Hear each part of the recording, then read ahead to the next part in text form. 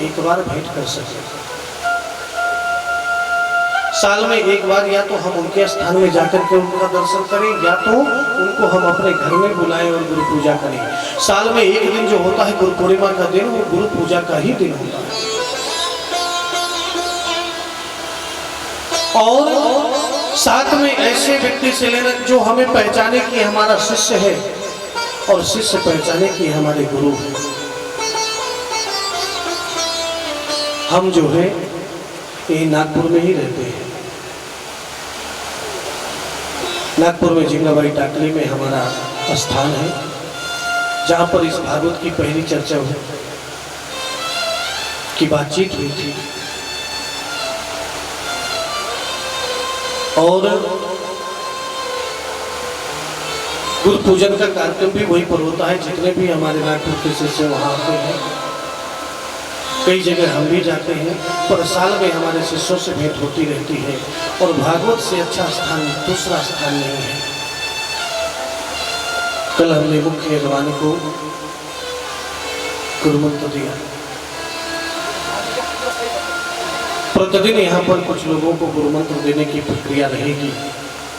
जितने भी उनके रिलेटिव हैं, जो भी हैं, अन्य जितने भी श्रोतागण हैं, कोई भी ग्रहण कर सकता है। और उस मंत्र की जानकारी के लिए जो है, जो हमारे यहाँ पर आचार्यगण हैं, उनसे भी जानकारी ले सकते हैं कि कैसे लेना है।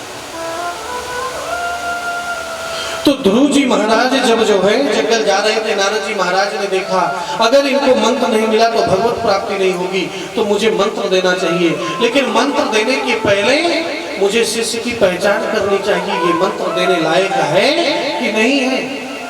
तो नारद जी महाराज ने परीक्षा लेने के लिए सोचा। और जैसे ही नारद जी महाराज ध्रुव जी के पास गए, ध्रुव जी ने तुरंत नारद जी को देखा, प्रणाम किया।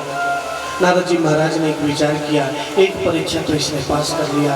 अपने से बड़े संत ब्राह्मण को देखा, प्रणाम किया, संस्कार अच्छे हैं। नारद जी ने पूछा, बेटा नाम क्या है? बोले ध्रुव। बोले कहाँ जा रहे हो? बोले जंगल। बोले क्यों? बोले भगवान को पाने। बोले बेटा जंगल में भगवान नहीं रहते, जंगल में बब्बर शेर रहता है और वो तुम्हें जंगल में खा जाएगा। ध्रुव जी ने कहा कि मेरी माँ ने कहा है कि उस बब्बर शेर के अंदर भी भगवान होते हैं,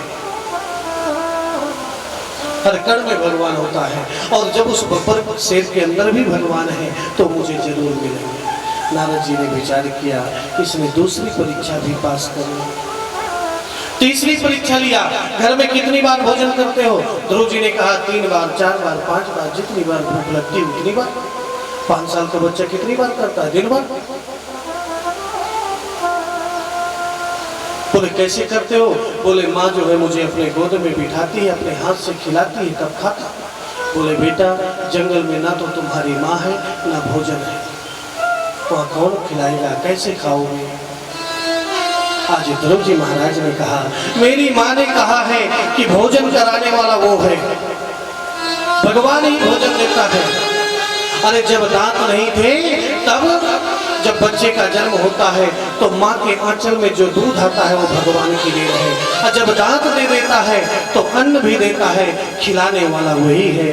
जब दांत नहीं तब दूध दियो, अब दांत दियो तो अन्न भी दे दो। नारद जी महाराज ने विचार किया, ये तीसरी सीढ़ी भी पार कर गया। चलो मैं तुम्हें गुरु मंत्र देता हूं, मैं नारद हूं। ध्रुव जी ने कहा आप नारद हो ही नहीं सकते। क्यों? क्योंकि मेरी माँ ने कहा है कि जिसको नारद मिलते हैं उसको भगवान मिलते हैं, जिसको गुरु मिलते हैं उसको भगवान मिलते हैं। और आप तो भगवान से दूर कर रहे हो। आप बोल रहे हो जंगल क्यों आए हो, तपस्या क्यों कर रहे हो, घर जाओ, ऐसा नारद नहीं कह सकते। नारद जी ने कहा नहीं बेटा, मैं परीक्षा ले रहा था, मैं ही नारद हूँ। और आज नारद जी महाराज ने उनको मंत्र दिया। एक और चीज बताते हैं, जो गुरु मंत्र हम लेते हैं वो गुरु मंत्र किसी को बताना नहीं चाहिए कि हमारा गुरु मंत्र है। केवल पति पत्नी एक दूसरे को बता सकते हैं, अन्यथा किसी बच्चे को, माता पिता, किसी को नहीं बताना चाहिए। यद्यपि सब लोग जानते हैं कि ये मंत्र है, पर ये नहीं बोलना चाहिए कि हमारा गुरु मंत्र है। नारद जी महाराज ने मंत्र दिया और ध्रुव जी महाराज एक बट वृक्ष के नीचे उसी मंत्र का जप करने लगे। तो हम लोग भी मंत्र का जप करेंगे। भागवत का जो महामंत्र है वही मंत्र कि ओम नमो भगवते, कितने अक्षर का मंत्र है? 12 अक्षर मंत्र, 12 अक्षरों का।